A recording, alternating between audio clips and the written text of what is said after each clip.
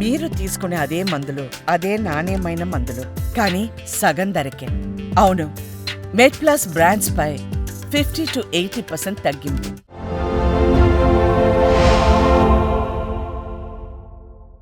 లుకేమియాకి వస్తే, ఇప్పుడు లుకేమియా అంటే ఏంటి, దీని ప్రారంభం ఎట్లా గుర్తించాల్సి వస్తే, దీని లక్షణాలు ఎట్లా ఉంటాయి? సో బ్లడ్ డిజార్డర్స్, మన దాకా ఎనిమియా గురించి మాట్లాడాను, హిమోగ్లోబిన్ తగ్గితే. ఇప్పుడు తెల్లకణాలు వచ్చే జబ్బులు రకరకాలు. వీటిల్లో ఒక తెల్లకణం నార్మల్గా ప్రవర్తించే తెల్లకణం అది క్యాన్సర్ కణంగా మారిపోవచ్చు. అంటే ఏంది, రోజుకి 4,000 కణాలు 5,000 కణాలు మనం శరీరంలో పుట్టాలి అంటే తెల్లకణాల లోపల జన్యువుల్లో కొన్ని మ్యుటేషన్స్ వచ్చి కొన్ని డిఎన్ఏ డ్యామేజ్ అయ్యి ఆ స్పీడ్ రెగ్యులేషన్ డిస్టర్బ్ అయ్యి ఉన్నట్టుండి అత్యధికంగా 4,000 రావాల్సిన కణాలు లక్షల్లో ఉత్పత్తి అయిపోవడం అన్నట్టు తెల్లకణాలు. దాన్ని లుకీమియా అంటాం. లుకీమియాస్లో చాలా రకాలు, అక్యూట్ లుకీమియా, క్రానిక్ లుకీమియాస్ అంటాం. బేసికలీ వైట్ సెల్కి వచ్చే క్యాన్సర్ని లుకీమియా అని పిలుస్తాం. లక్షణాలు ఎట్లా ఉంటాయి, ఎట్లా లక్షణాలు? ఓకే, సో ఇందాక చెప్పినట్టు వైట్ సెల్ కదా, వైట్ సెల్ ఏం చేస్తుందని తెలిస్తే మన లక్షణాలు క్లారిటీ వచ్చేస్తుంది. వైట్ సెల్ అనేది మనకి immune system main back bone. అంటే ఒక బ్యాక్టీరియా క్రిమ్ మనలోకి వస్తే దాంతో పోరాడేది వైట్ సెల్లే. బ్యాక్టీరియా అయినా, వైరస్ అయినా, ఫంగస్ అయినా పోరాడేది వైట్ సెల్ మాత్రమే. ఇప్పుడు ఈ వైట్ సెల్ క్యాన్సర్ సెల్గా మారిపోతే ప్రాబ్లం ఏంటంటే అది ఆ ఇమ్యూన్ ఫంక్షన్ని కోల్పోతుంది. అదే పెద్ద ప్రాబ్లం. అది కాకుండా ఉంటే లుకీమియా వల్ల ఎవరు ఇబ్బంది పడరేమో. సో ఆ ఇమ్యూన్ సిస్టమ్ క్రిములతో పోరాడే కెపాసిటీని పోగొట్టుకుంటుంది, ఒక డమ్మీ సెల్ అయిపోతుంది. ఇంకప్పుడు ఎట్లుంటుంది అంటే లుకీమియా వచ్చిన పేషెంట్కి 1,00,000 కణాలు ఉన్నా కానీ 0 లెక్కే, ఏం లేనట్టే. పోరాడని సైనికులు వాళ్ళు అంటే డమ్మీస్ అన్నట్టు, పోరాడరు అసలు. అప్పుడు ఇన్ఫెక్షన్కి చాలా ఈజీ మనిషిని అటాక్ చేసి మనిషికి హాని కలిగించడం. సో అందుకని ఏమొస్తాయంటే ఇన్ఫెక్షన్లో మెయిన్గా వైట్ సెల్స్ డిఫెక్ట్ అయిపోయి వచ్చే ముఖ్య లక్షణాల్లో జ్వరం, మనకి తగ్గకుండా జ్వరం వస్తుంది.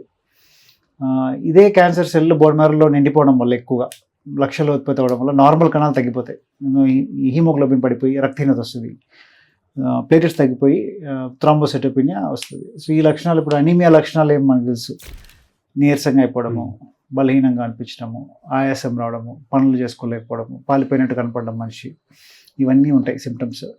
ప్లేటెట్స్ బాగా తగ్గిపోవడం వల్ల బ్లీడింగ్ సిమ్టమ్స్, ఎర్ర మచ్చలు రావడం, తర్వాత బ్లీడింగ్ సిమ్టమ్ అధికంగా నోస్ బ్లీడింగ్ కానీ, గమ్ బ్లీడింగ్ కానీ, ఇతర శరీర భాగాల నుంచి అధికంగా రక్తస్రావం అవ్వడం, వైట్ సెల్స్ ఇన్ఫెక్షన్స్, శరీరంలో పుండ్లు, లేకుంటే లంగ్ ఇన్ఫెక్షన్, లేకుంటే ఇంటెస్టైనల్ ఇన్ఫెక్షన్స్.